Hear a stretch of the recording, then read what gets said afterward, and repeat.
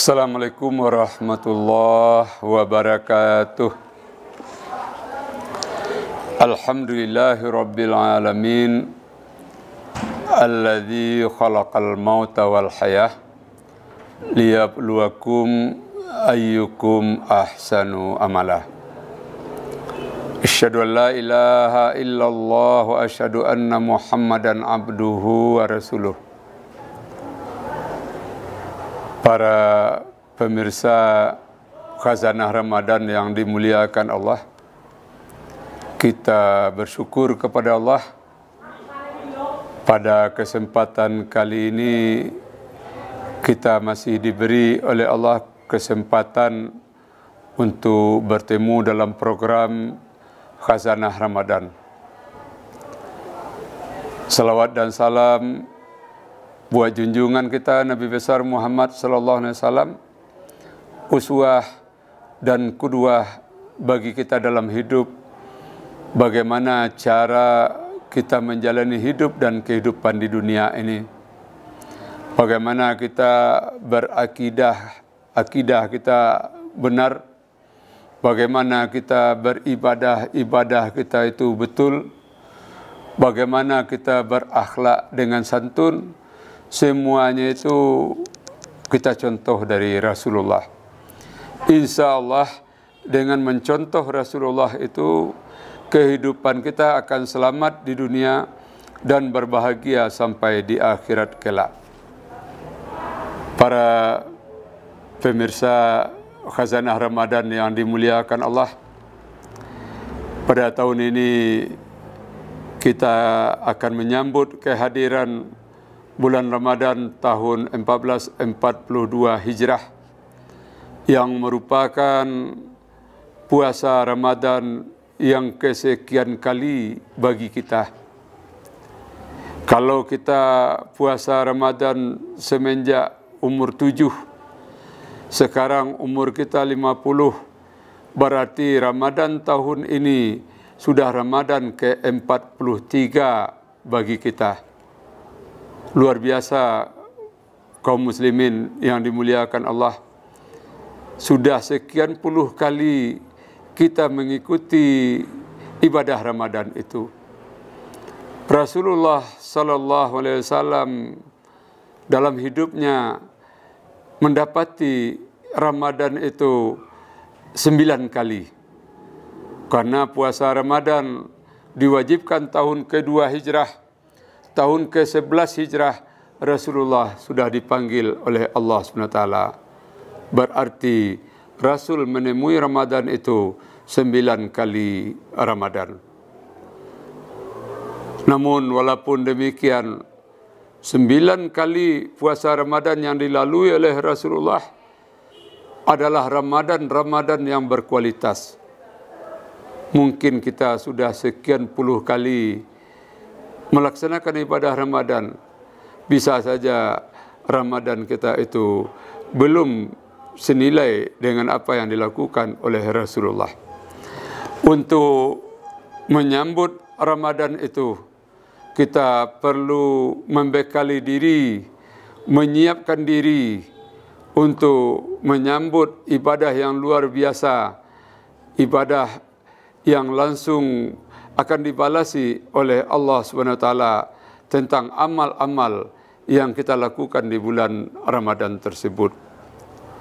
Paling tidak kaum muslimin, ada beberapa bekal yang perlu kita siapkan untuk menyambut bulan Ramadan itu. Yang pertama, jangan kita masuki Ramadan itu sementara hati kita, hubungan kita dengan saudara kita belum baik. Mungkin sebagai mama dengan kemenakan, tidak bagus hubungannya. Sebelum Ramadan itu, baguskan hubungan kita dengan saudara kita. Mungkin guru dengan murid, hubungan kita tidak bagus. Mari sebelum Ramadan itu, hubungan kita dengan murid kita, dengan guru kita, kita baguskan. Mungkin hubungan kita dengan sanak famili kita tidak bagus. Ada SMS yang tidak dibalas, ada telepon yang tidak diangkat, menimbulkan keretakan dalam hubungan persaudaraan.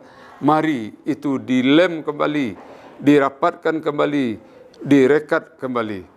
Dengan arti kata kaum muslimin, jangan ada silaturahmi kita yang rusak di dalam menghadapi bulan Ramadan tersebut. Itu bekal yang pertama. Bekal yang kedua, kaum muslimin, kita tetapkan wirid-wirid amaliyah kita di dalam bulan Ramadan yang akan kita lalui ini. Apa amalan-amalan khusus kita yang kita buat dalam daftar program kita, dan ini dijadikan alat ukur keberhasilan kita dalam menghadapi bulan Ramadan itu. Mungkin kita menerapkan dalam program Ramadan kita akan menamatkan Al-Quran dengan terjemahannya. Ramadan tahun silam kita sudah tamatkan membaca Al-Quran dari Alif Lam Mim sampai akhir Al-Quran itu dengan membaca saja. Tahun ini mari kita tingkatkan, kita baca Al-Quran dengan terjemahan dan kita tadabburkan, kita renungkan ayat demi ayat. InsyaAllah kaum muslimin, kalau kita sudah dapat mentadabburkan Al-Quran ayat demi ayat, maka mutiara-mutiara Al-Quran itu akan kita raih, akan kita dapatkan. Paling tidak ada 4 hal yang kita renungkan ketika kita membaca Al-Quran itu. Ketika kita membaca Al-Quran bertemu dengan ayat-ayat surga, maka kita berhenti sebentar, minta kepada Allah, ya Allah, berikanlah kepada saya nikmat surga itu ya Allah. Ketika kita bertemu dengan ayat-ayat neraka, kita bermohon lagi kepada Allah SWT, ya Allah, berikanlah kepada saya kekuatan untuk dapat menjauhi, untuk terhindar dari azab nerakamu. Jauhkanlah kami ya Allah dari azab dan pedihnya api nerakamu. Ketika kita bertemu ayat-ayat tentang perintah, kita memohon kepada Allah agar kita diberi kekuatan untuk melakukan perintah-perintah Allah itu. Yang keempat, ketika kita bertemu ayat-ayat tentang larangan, kita mohon kekuatan mental kepada Allah supaya kita bisa menjauhi larangan-larangan Allah itu. Sungguh kaum muslimin, kita dapat taat, kita dapat menjauhkan larangan Allah, kita dapat berbuat baik itu karena rahmat kurnia yang diberikan oleh Allah kepada kita. Itu program yang mungkin dapat kita lakukan di dalam bulan Ramadan. Kemudian bisa ditambah lagi kaum muslimin, program kita selalu kita menambah ilmu kita setiap hari, baik melalui ceramah-ceramah di masjid, melalui siaran di media-media, baik melalui bertanya, berdiskusi. Jangan sampai ada dalam hidup kita waktu berlalu ilmu kita tidak bertambah. Kita semua mohon kepada Allah, mudah-mudahan bertambah usia kita, bertambah ilmu kita, bertambah dekat kita kepada Allah, bertambah pula iman kita. Jangan sampai ada matahari terbit dari timur, tenggelam di barat, tidak ada penambahan terhadap ilmu, iman, dan amal kita. Itu program-program yang perlu kita tetapkan untuk diri kita. Dan ada lagi program-program yang lain sesuai dengan minat dan kegemaran kita masing-masing. Kemudian perlu juga kita bekali diri kita dengan banyak-banyak memberi maaf sebelum datang bulan Ramadan itu. Kalau biasa orang minta maaf, sekarang mari kita melatih diri kita supaya kita bisa dengan tulus ikhlas memaafkan orang lain. Karena pelajaran tersulit dalam hidup ini adalah bagaimana kita memaafkan orang lain.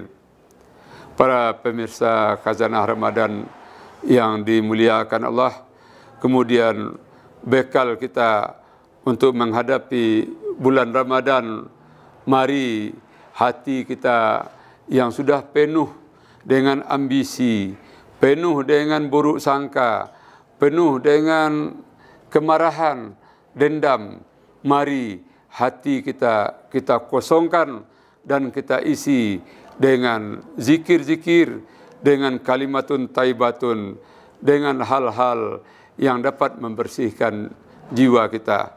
Karena kita tahu kita akan berhadapan dengan Zat yang Maha Suci di dalam bulan suci, maka kita berusaha semaksimal mungkin untuk mensucikan, membersihkan diri kita.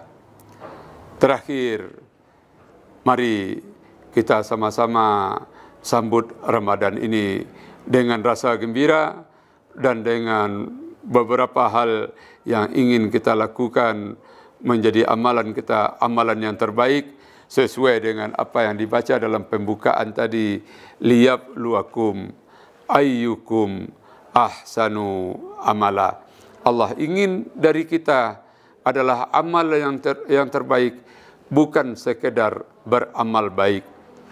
Beramal baik itu barangkali mudah, tetapi yang diinginkan oleh Allah terhadap diri kita ahsanu amala. Demikian acara kita pada hari ini. Mudah-mudahan ada manfaat bagi kita bersama. Billahi taufiq wal hidayah. Assalamualaikum warahmatullahi wabarakatuh.